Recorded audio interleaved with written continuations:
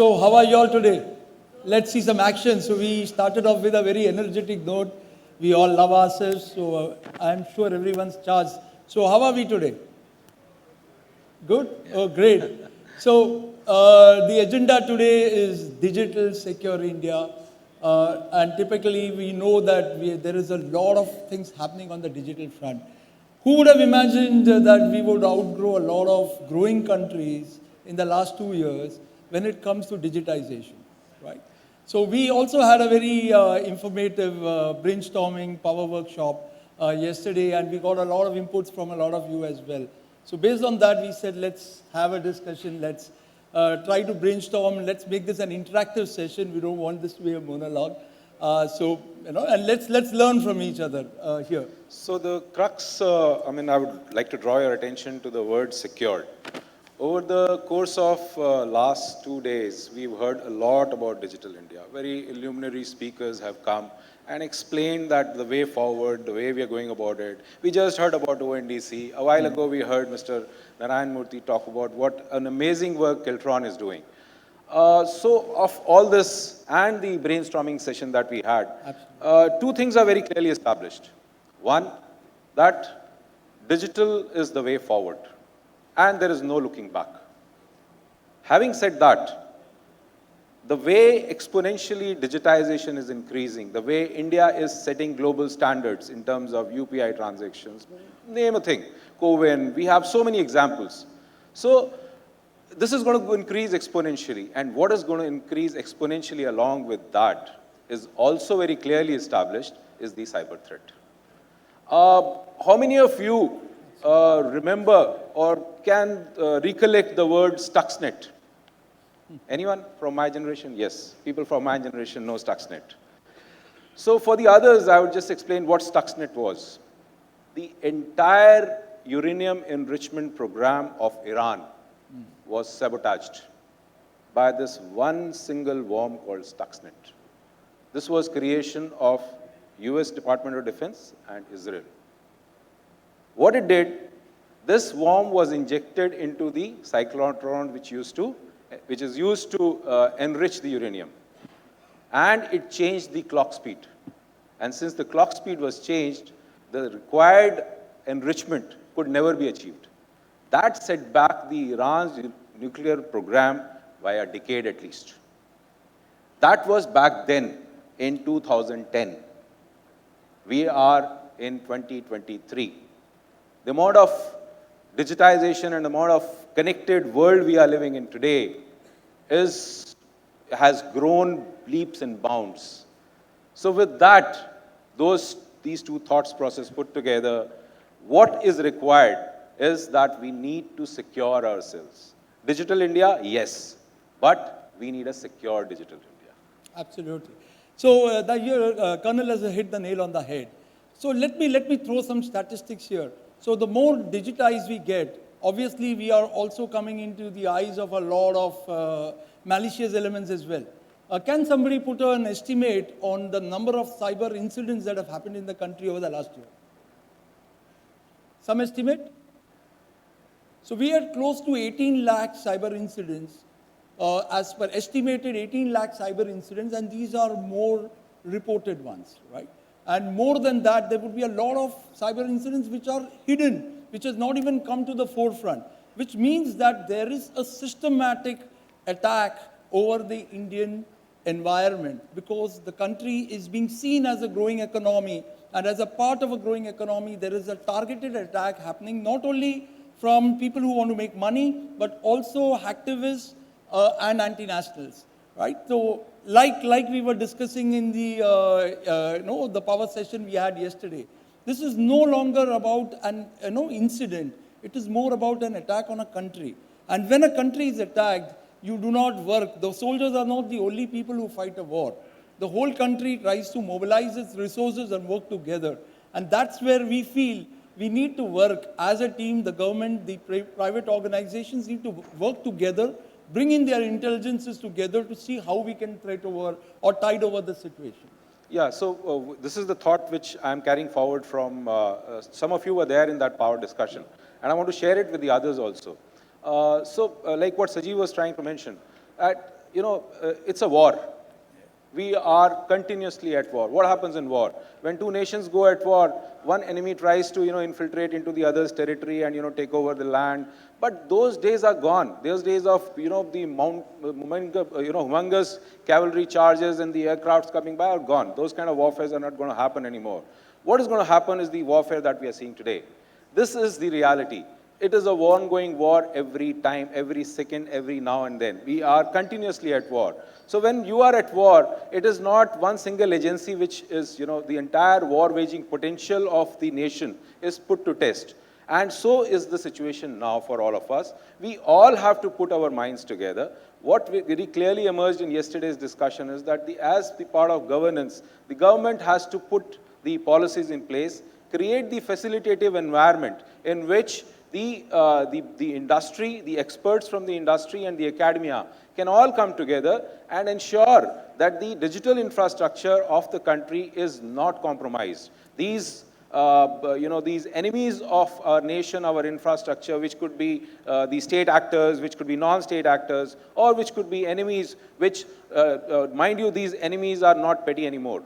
They are very sophisticated, they are very, very capable, and they can create havoc. So, we all are aware of all this. How to tackle it? The question now is that we all are sanguine that, yes, this is the reality. We are living in this kind of world. There is no way out. We have to move forward. Then how do we protect it? How do we counter it? So that's where we have experts like Sajeev, who have, decades of experience in this field and who have, learned and honed their skills hands-on, doing things, protecting infrastructure. So, Sajeev, your thoughts on that? Sure, and Colonel Anand, who has been from the defense, and he also keeps giving us ideas on what we should do on, and together we work with a lot of you to come out with more ideas. So putting some things on the board here, as you can see, we are talking about a digitized India. Like I keep saying, today we are so digitized, the man on the road can get hacked, right? Gone are the days when, we say a cyber threat is not for me, it's for somebody else, maybe it's for US, or it's for a developed country, but a man on the road can be hacked. Your mobile can be hacked, you could be running an application on your mobile which runs into a government organization, a defense organization. Yes, that gets inroads. And it's no longer an unconnected world.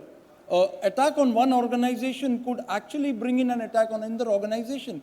The enemy could be trying to get information from one place and trying to attack a different organization. Also, to put some perspective, almost 30% of organizations which have got attacked over the last few years have never come up again. They have lost their data permanently.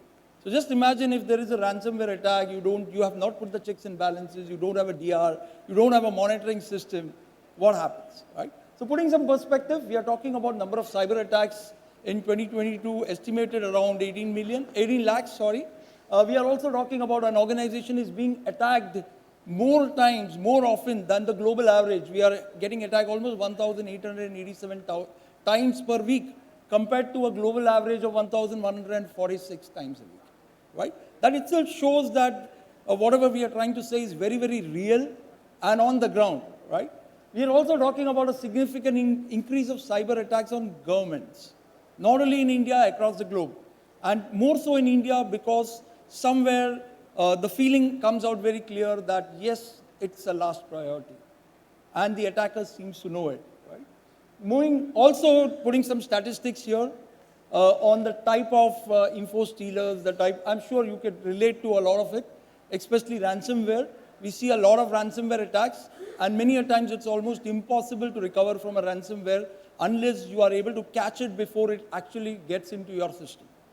And that's where there is a need for very effective monitoring, there is a need for very effective collaboration. Of course, we would come there. So these are the problem statements which are there. Apart from that, there is a regulatory. We talk about a regulatory requirement to report an incident within 6 hours of an incident. What does that mean? Does it only mean reporting? It means, obviously, when there is a reporting, the expectation is you are on top of it. There would be agencies would be expecting you, okay, what have you done about it? What are your checks and controls? Okay, where are your logs? Okay, how do you think this has happened? Where has it percolated from? Right? How do you stop it? How do we do a short term, the long term? So these are things which would surely come in, right? Colonel, you would want to talk something more. Yeah, so another thing which I've been on the other side for about 28 years, so I've seen how the government typically functions. So, so far we've seen the threat is there. We are all mindful that yes, we need to secure ourselves. We all know that there are challenges, there are things which we can do, we cannot do.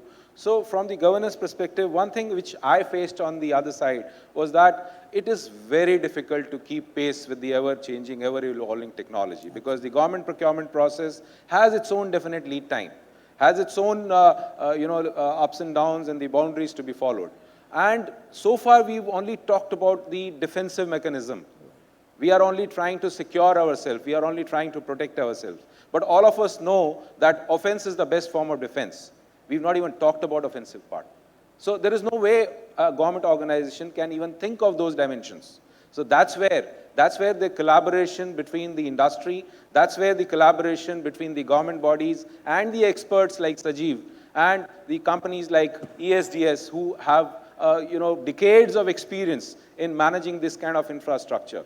To give you an example, today ESDS is singularly running almost 100% of the smart energy meters in the country. So the entire power sector, power infrastructure is willy-nilly, slowly migrating, shifting to the smart metering. Now, that is the smart metering space at the customer's end. Now, how capable, how secured the discoms are, how much they have protected their infrastructure, we need to do an introspection. People who are there in the power space would need to do an introspection because if that gets compromised, if your power sector gets compromised, a nation can be brought to its knees without firing even a single bullet. Perfect. And Colonel was saying, it's no longer about firing bullets. It's about protecting your asset. And it's also very difficult to keep pace with technology. As a government organization, there could be situations where you need a different technology. And obviously, you need to retain people. Even in the private sector, it's very difficult to retain people if it is a captive environment. You need to give them multiple things to do. And that's where organizations like us come in. And to add to our credentials, we also work very closely with government. We have been known to work with a lot of bodies like smart metering is something which we talked about. We talk about most of the government initiatives, they run out of our cloud. We have been a cloud service provider for almost 19 years now, just to bring some credentials on the table. Right? So moving forward, we are saying what's the reality? What do you need to do to fight our enemy? How do we fight back the cyber criminals, right? First of all, we need to take cybersecurity very seriously. It should not end up just like an RFP or a resource requirement. Typically, what we are seeing is that typically when you say, oh, I need somebody in security, let's get one person, get a guy and run the show. It doesn't work that way. It is impossible for one person to know everything. You need to have an org supporting you. We need to have an organization which takes complete control or a function as a service working closely with you, while the control or the direction still remains with your individual organization, where you have a subject matter expert who governs it, while the team, like say ESDS, a company like ESDS can work closely with you and set up the complete infrastructure either on-prem or offer you as a service and take complete charge end-to-end for security of your organization. So that's what we are trying to bring out. A complete outsourcing is what we are proposing, what we feel the government should clearly look at. Because that's the need of the hour, and it's impossible for one organization alone or the government with the regulatory part to do things which is needed to really secure us. Also, we are saying that there should be a synergy with parties, and when you look at synergy, that synergy should be with people who have set up their SOCs, who have the regulatory compliances, who have the experience and the knowledge to do, in the space of cybersecurity, like we do, is what we are trying to bring out. See, the one additional thing that I would want to highlight over here, that ESDS is a true blue end-to-end made in India company. Our products, our services are patented to us. They are made in India, created by Indian brain. Our data centers are in India. We are a totally owned Indian companies. Now, why I'm bringing this to the table is that a lot of you must be keeping track of what is happening in Russia and Ukraine. So, a nation goes to war. It's an emergency situation. And we all have seen that e-governance is the way forward. A lot of our banking system is totally digitized, our power sector, the transportation, the aviation, everything is digitized. So was the case in Russia also. Now their entire digital infrastructure came to a standstill because the nation went to war and there were some embargoes which were placed on some people who were delivering those services. The entire infrastructure collapsed. When they needed it the most, they didn't have it. We don't live in very friendly neighborhoods as a nation. And the way geopolitics plays out, we all know there is nothing, there are no permanent friends or enemies, there is only permanent national interests. So if that be the situation, we have to make sure that our capabilities, our digital infrastructure, our e-governance requirements are secured come what may. Absolutely. Talking a little about ESDS, we are a 19-plus-year-old organization. We are into multiple facets of technology, from cloud hosting to managed services to software. We also run a lot of SaaS offerings. So there are a lot we can do together. In the interest of time, there's something on the cloud part which we already talked about, different flavors which we can customize. Our USP is majorly handling multiple customer environments. We have been working with the government for donkey's number of years. We understand the government, we understand the strengths and weaknesses, and we can surely collaborate together. We also are a local company with global reach. Like Colonel mentioned, when your country is at war, what do you fall back on? You fall back on your resources, you fall back on your countrymen. You cannot depend on foreign hands. You will have to depend on Indian hands, so you need something which is localized. You may have foreign players, you may have foreign MSSPs, you may have foreign cloud providers, but then their country's interest comes first. So that's something which needs to be looked at as well, where we are a purely make in India, a service provider in India with everything ownership from an Indian perspective with a global reach. Right? That's a brief on our managed services offering. So we have everything from a managed cloud operations as a service, which we can do for our cloud or a third-party cloud, to consulting, where we can help set up everything from a SOC or a data center for you, work end-to-end on a consulting model, and deliver end-to-end results for you. Going on to DevOps, like what also happens, so we did mention that there are scenarios where you would be hosted with a foreign player and you want to come back. You're not able to do that because there are things which you need to build on your own. We could also do that through our DevOps, where we could build various clusters, we could build various environments for you to enable that movement, to enable something which is more Indian.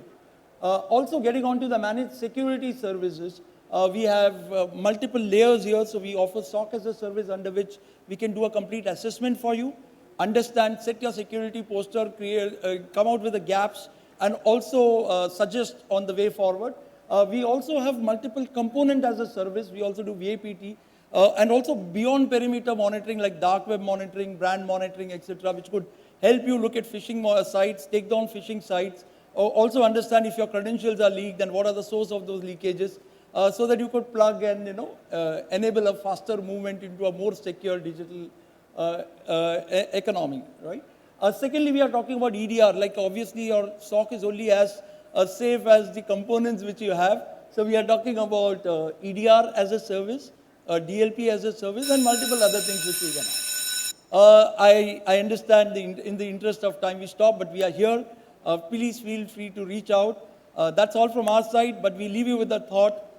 We need to work as a country, we need to work and collaborate, and we need to work on a partnership model and leverage on each other's strength. Yes, the entire, all resources, all our know-how, all our skills have to be combined, put together. Government from its sides, facilitating from the policies and the, the directions, and the industry and the experts coming together to make sure that the nation, the digital infrastructure of the nation is secured. Secured digital India is the need of the hour. Thank you so much. Thank you very much. Thank you.